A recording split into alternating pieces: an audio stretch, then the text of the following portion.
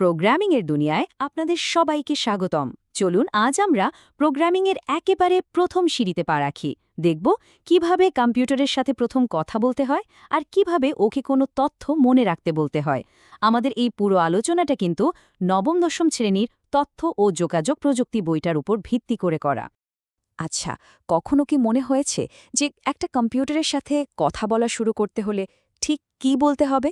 মজার ব্যাপার হলো প্রত্যেকটা প্রোগ্রামারের যাত্রা কিন্তু এই একটা প্রশ্ন দিয়েই শুরু হয়। চলুন তো উত্তরটা খুঁজে বের করি। প্রোগ্রামিংয়ের জগতে না একটা খুব মজার নিয়ম আছে, আর সেটা হলো সবাই তার প্রথম প্রোগ্রাম হিসেবে লেখে হ্যালো ওয়ার্ল্ড। ব্যাপারটা অনেকটা নতুন একটা ভাষা শিখে প্রথমবার হ্যালো বলার মতো। এটাই কম্পিউটারের সাথে আমাদের প্রথম আনুষ্ঠানিক কথা বলা। আচ্ছা, কোডটা একটু ভেঙে দেখি কি আছে এখানে। এই যে প্রিন্ট লেখা, এটা হলো একটা কমান্ড বা নির্দেশ। এর কাজ কি? এর কাজ হলো এই প্রথম ব্র্যাকেটের ভেতরে যাই থাকবে সেটাকে স্ক্রিনে দেখানো। আর কোনো লেখা বা টেক্সট বোঝাতে হলে আমরা সবসময় সেটাকে এরকম সিঙ্গেল বা ডবল কোটেশনের ভেতরে রাখি। কি খুব সোজা না ব্যাপারটা? আর এই দেখুন, কোডটা রান করার সাথে সাথে কম্পিউটার একদম ঠিকঠাকভাবে আমাদের কথা শুনেছে। স্ক্রিনে চলে এসেছে হ্যালো ওয়ার্ল্ড। প্রোগ্রামিংয়ের আসল মজাটা কিন্তু এখানেই। কম্পিউটারকে যা বলা হয় ও একদম অক্ষরে অক্ষরে সেটাই পালন করে। আরও একটা মজার ব্যাপার কি জানেন? এই প্রিন্ট ফাংশনটা কিন্তু শুধু ইংরেজিতেই কাজ করে না, যে কোনো ভাষাতেই কাজ করে। যেমন ধরুন, আমরা যদি বাংলায় লিখি আমি বাংলাদেশকে ভালোবাসি, কম্পিউটার সেটাও একদম ঠিকঠাক স্ক্রিনে দেখিয়ে দেবে। তার মানে কি দাঁড়ালো?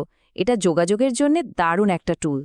শুধু স্ক্রিনে লেখা দেখানো তো হলো, কিন্তু যদি কোনো তথ্য আমাদের মনে রাখতে হয়, ধরুন একটা নাম বা কোনো একটা সংখ্যা যা আমরা একটু পরে আবার ব্যবহার করতে চাই, ঠিক এইখানেই চলে আসে প্রোগ্রামিংয়ের একটা খুবই গুরুত্বপূর্ণ কনসেপ্ট, ভেরিয়েবল। চলুন দেখি জিনিসটা কিভাবে কাজ করে। একদম সহজ করে বললে, ভ্যারিয়েবল হলো কম্পিউটারের মেমোরির ভেতরে একটা নাম দেওয়া বাক্স। এই বাক্সে আমরা যখন যা খুশি তথ্য, যেমন কোনো সংখ্যা বা লেখা, জমা করে রাখতে পারি। ভাবুন তো, কোনো গেমের স্কোর মনে রাখতে হবে বা কোনো ইউজারের নাম সেভ করতে হবে, সব এখানেই রাখা হয়। পরে শুধু নাম ধরে ডাক দিলেই বাক্স থেকে তথ্যটা বেরিয়ে আসে। এই ছবিটা দেখলে ব্যাপারটা আরও পরিষ্কার হবে। দেখুন, ভেরিয়েবলকে ঠিক একটা কন্টেনার বা পাত্রের মতো করে ভাবা হচ্ছে। এটা আসলে কম্পিউটারের মেমোরিতে ডেটার জন্য একটা জায়গা বানিয়ে নেয়, আর আমরা সেই জায়গাটাকে একটা নাম দিয়ে দিই। চলুন একটা সত্যিকারের উদাহরণ দেখি। এখানে আমরা এজ নামে একটা ভেরিয়েবল বানালাম, আর তার ভেতরে 25 সংখ্যাটা রেখে দিলাম। কোড লেখার সময় আমরা লিখি এজ ইকুয়ালস টু 25। এর মানে হলো এখন থেকে কম্পিউটারের মেমোরিতে এজ নামের বাক্সটার ভেতরে 25 সংখ্যাটা সেভ হয়ে থাকল। আমরা যেমন বাসার জিনিসপত্র বাক্সে ভরে ওপরে লেবেল লাগিয়ে রাখি, তাই না? যেমন বই বা কাপড়, যাতে পরে খুঁজে পেতে সুবিধা হয়। প্রোগ্রামিংয়েও ঠিক সেরকম ভেরিয়েবলের নাম দেওয়ার কিছু নিয়মকানুন আছে। এই নিয়মগুলো মানাটা জরুরি, কারণ তাহলে আমাদের কোডটা ঠিকঠাক কাজ করে আর পড়তেও সুবিধা হয়। এখানে দেখুন, কয়েকটা খুব জরুরি নিয়ম দেখানো হচ্ছে।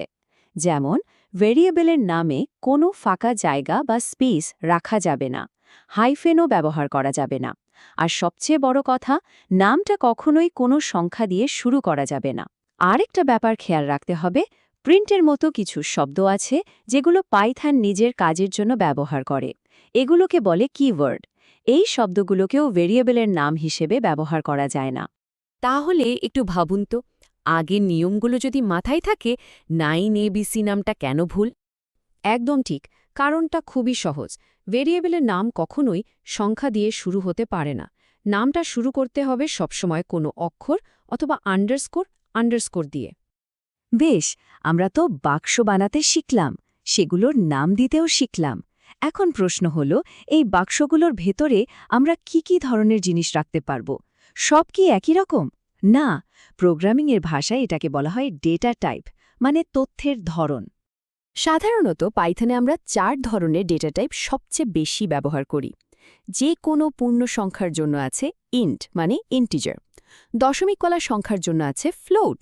যে কোনো ধরনের লেখা বা টেক্সট, যেমন নাম বা ঠিকানা, এগুলোকে বলা হয় str বা স্ট্রিং। আর সবশেষে শুধু হ্যাঁ বা না মানে সত্য বা মিথ্যা বোঝানোর জন্য আছে বুল বা বুলিয়েন।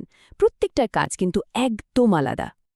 এখন যদি আমাদের জানতে ইচ্ছে করে যে কোনো একটা ভেরিয়েবলের বাক্সে ঠিক কোন ধরনের ডেটা রাখা আছে, তখন কি করব?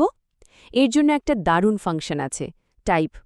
যেমন আমরা যদি লিখি print of type as, computer নিজেই বলে দেবে এজ ভেরিয়েবলটার ডেটা টাইপ কি। আর দেখুন, কম্পিউটার উত্তর দিয়েছে ক্লাস এন্ট। এর মানে কি? এর মানে হলো কম্পিউটার ঠিকঠাক ধরে ফেলেছে যে এজ ভেরিয়েবলটার ভেতরে একটা পূর্ণ সংখ্যা বা ইন্টিজার আছে। দারুণ না?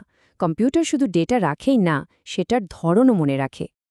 এতক্ষণ আমরা যা যা শিখলাম, কম্পিউটারকে হ্যালো বলা থেকে শুরু করে তথ্য রাখার জন্য বাক্স বানানো পর্যন্ত, এই প্রত্যেকটা জিনিসই হল প্রোগ্রামিংয়ের একেবারে গোড়ার কথা, মানে মূল ভিত্তি। এই কনসেপ্টগুলো একবার পরিষ্কার হয়ে গেলেই বড় আর জটিল প্রোগ্রাম বানানোর রাস্তা খুলে যায়। তাহলে চলুন এক নজরে দেখে নিই আজকে আমরা কি শিখলাম। আমরা শিখেছি কিভাবে হ্যালো ওয়ার্ল্ড প্রিন্ট করে কম্পিউটারের সাথে প্রথম কথা বলতে হয়, ডেটা রাখার জন্য ভেরিয়েবল বা বাক্স কিভাবে ব্যবহার করতে হয়, সেই বাক্সগুলোর নাম দেওয়ার নিয়মকানুন কি, আর সবশেষে বাক্সের ভেতরে কি ধরনের ডেটা বা জিনিস রাখা যায় সেই সম্পর্কে। মজার ব্যাপার হলো এই যে সহজ বাক্স আর লেবেল, এগুলো দিয়েই কিন্তু গুগল, ফেসবুক বা ইউটিউবের মতো বিশাল সফটওয়্যার তৈরি হয়েছে। প্রোগ্রামিংয়ের এই শক্তিশালী টুলগুলো কিন্তু এখন আমাদের সবার হাতে। এখন শুধু ভাবার পালা, এই টুলগুলো ব্যবহার করে আমরা নতুন কি তৈরি করতে পারি বা কোন সমস্যার সমাধান করতে পারি। সম্ভাবনা কিন্তু অসীম।